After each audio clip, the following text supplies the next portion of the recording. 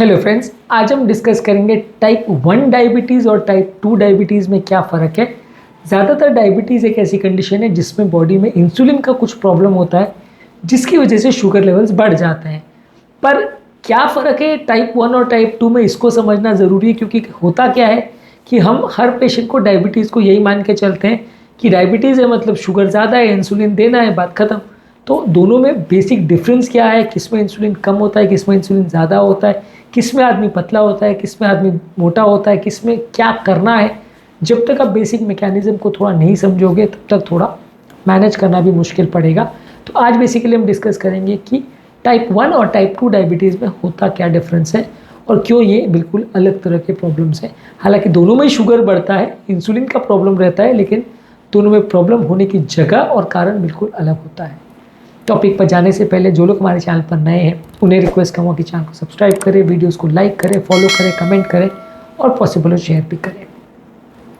Type 1 diabetes basically एक auto immune बीमारी है जिसमें कोई कारण से, किसी इन्फेक्शन की वजह से या किसी एंटीबॉडीज़ की वजह से जो पैनक्रियाज में बीटा सेल्स होते हैं जो कि इंसुलिन बनाते हैं वो डैमेज हो जाते हैं। कभी बिना कारण के भी ऐसा हो जाता है जिसकी वजह से ये बीटा सेल्स परमानेंटली डैमेज हो जाते हैं और बॉडी में इंसुलिन बनना कम हो जाता है। ज़्यादातर ये बच्चों में देखा जाता है, हालांकि ये किसी बड़े एज में भी हो सकता है। ज़्यादातर दुबले पतले लोगों में ज़्यादा देखने को मिलता है।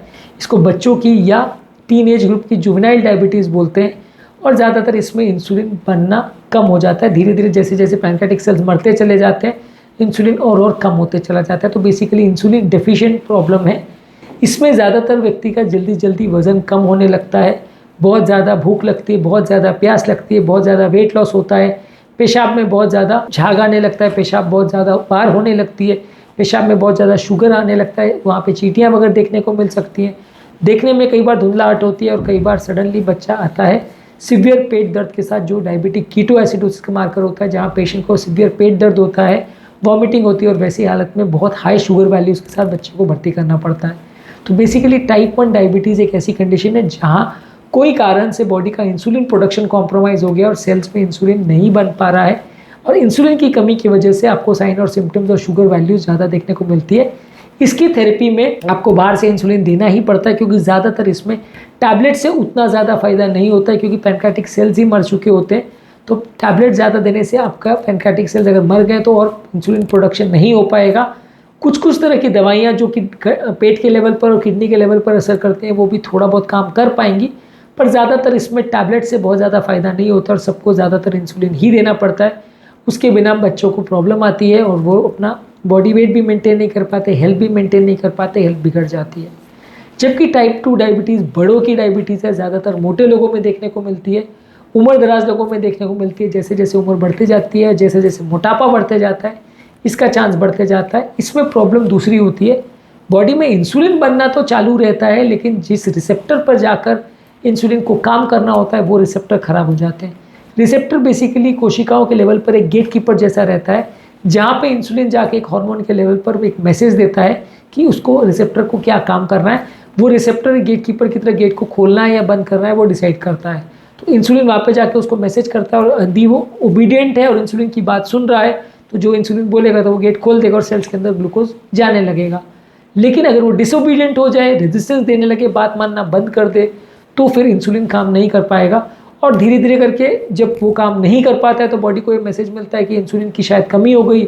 बॉडी और इंसुलिन बनाता जाता है, यानी ब्लड में इंसुलिन बढ़ता चला जाता है, लेकिन रिसेप्टर पर काम नहीं होता है, क्योंकि इंसुलिन बढ़ने के बावजूद भी रिसेप्टर का जो गेट कीपर है वो एक तरह से डिसोबीडियंट हो गया है, वो कोई बात नहीं सुन रहा है। इंसुलिन बढ़ने के बावजूद भी ज़्यादा बढ़ जाएगा तो थोड़ा सा इंसुलिन से इफेक्ट आने लगेगा, थोड़ा बहुत ग्लूकोज अंदर जाने लगेगा, लेकिन धीरे धीरे करके वो इफेक्ट भी और कम होते चला जाता है और धीरे धीरे करके वो रिसेप्टर और रेजिस्टेंट होते चला जाता है और इंसुलिन लेवल्स बढ़ते चला जाता है, दवाइयों की ज़रूरत बढ़ते चली जाती है और सेल्स का काम नहीं हो पाता है, सेल्स के अंदर ग्लूकोज नहीं पहुंच पाता है। यानी ब्लड में इंसुलिन बहुत ज़्यादा है, ब्लड में ग्लूकोज बहुत ज़्यादा है, लेकिन सेल्स या कोशिकाएं जहाँ पे उसकी एक्चुअल ज़रूरत है वहाँ इंसुलिन नहीं पहुँच पा रहा है, क्योंकि गेट कीपर या जो रिसेप्टर है वो प्रॉपर काम नहीं कर रहा है, वो अपना काम भूल गया है या डिसोबीडियंट हो गया है, बात सुन नहीं रहा है और इंसुलिन बनता चला जाता है। तो बेसिकली इसमें भी सिम्टम्स वैसे ही होते हैं, प्यास ज़्यादा लगना, भूख ज़्यादा लगना, पेशाब ज़्यादा होना, धुंधला दिखना, शुगर वैल्यूज़ का बहुत बढ़ जाना, चक्कर वगैरह आना, कमज़ोरी आना, घाव नहीं भरना, पेशाब में चींटियाँ वगैरह लग जाना, पेशाब में स्मेल आना, ये सारे सिम्टम्स इसमें भी होते हैं। हाँ, कीटोएसिडोसिस और पेट दर्द और वॉमिटिंग वाला इतना कॉमन नहीं है इसमें, लेकिन फिर भी ज़्यादातर केसेस में सिम्टम्स वैसे ही होते हैं, पर कारण दूसरा होता है। टाइप 1 में इंसुलिन की कमी है या इंसुलिन तो ज़्यादा है लेकिन रिसेप्टर जहाँ पे इंसुलिन को काम करना है वहाँ पे प्रॉब्लम है।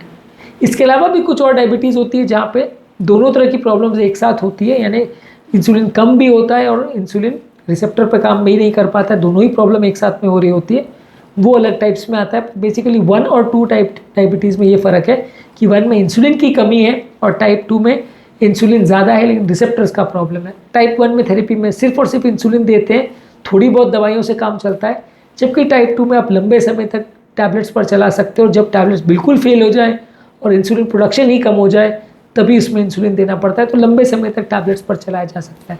ज़्यादातर केस में टाइप 2 ही देखा जाता है, यानी अडल्ट ऑनसेट डायबिटीज़ 90% केस में होता है, 10 to 15% केसेस में टाइप 1 होता है। 1 के कंपेरिजन में 2 कई गुना ज़्यादा कॉमन है। टाइप 2 में प्रॉब्लम अलग लेवल पे, टाइप 1 में प्रॉब्लम अलग लेवल पे, दोनों ही डायबिटीज़ है, दोनों में ही शुगर बढ़ता है, सिम्टम्स भी लगभग बराबर है लेकिन प्रॉब्लम अलग जगह पे, ट्रीटमेंट स्ट्रैटेजी अलग जगह पे काम करती है, ट्रीटमेंट का पैटर्न अलग अलग होता है और लॉन्ग टर्म दोनों के प्रॉब्लम्स और कॉम्प्लिकेशंस भी काफ़ी हद तक अलग होते हैं। हालांकि दोनों में हार्ट अटैक होने का चांस, लकवा होने का चांस और किडनी हार्ट का डैमेज होने का चांस वो लगभग बराबर रहता है, पर इसके अलावा भी काफ़ी डिफरेंस इसमें रहता है। तो बेसिकली आज के टॉपिक में हमने बात करी टाइप 1 और टाइप 2 डायबिटीज़ में क्या डिफरेंस होता है और कहाँ पे प्रॉब्लम होती है। दोनों ही एक जैसी बीमारियां हैं लेकिन दोनों में प्रॉब्लम होने का कारण बिल्कुल अलग होता है। इस डिफरेंस को समझना ज़रूरी है, तभी हम समझ पाएंगे कि ट्रीटमेंट स्ट्रैटेजी क्यों इसमें अलग होती है और दोनों में मैनेजमेंट क्यों अलग होता है। उम्मीद करूँगा कि आज के टॉपिक में कुछ नई बातें जानने को मिली होगी। जो लोग हमारे चैनल पर नए हैं उन्हें रिक्वेस्ट करूँगा कि चैनल को सब्सक्राइब करें, वीडियोज़ को लाइक और शेयर करें और चैनल को फॉलो भी करें। Thank you.